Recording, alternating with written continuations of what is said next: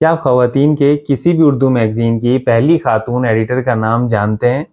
یہ اعزاز جن خاتون کے پاس ہے وہ 30 برس تک زندہ رہیں اور اس 30 برس کے عرصے میں آپ نے 30 سے زائد کتابیں لکھی۔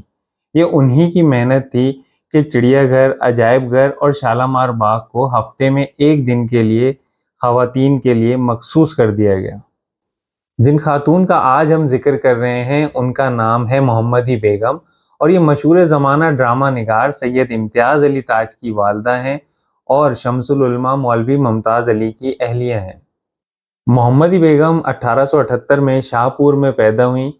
آپ کے والد سرکاری ملازم تھے اور بار بار تبادلے کی وجہ سے آپ باقاعدہ تعلیم نہ حاصل کر سکیں، مگر اپنے شوق کی وجہ سے آپ نے پڑھنا لکھنا سیکھ لیا۔ آپ والد کو رات کو اخبار پڑھ کر سنایا کرتی، جبکہ اپنے بڑے بھائی سے انگریزی گرامر کی تعلیم حاصل کرتی۔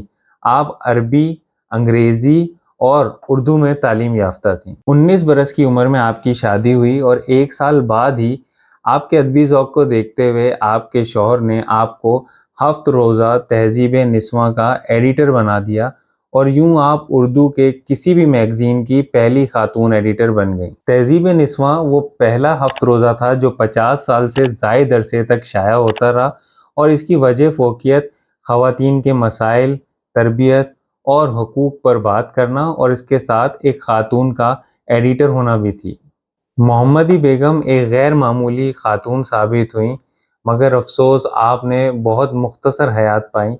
آپ 1908 میں 30 برس کی عمر میں انتقال فرما گئیں، اور آپ کی آخری آرام گاہ مومن پورہ قبرستان لاہور میں ہے۔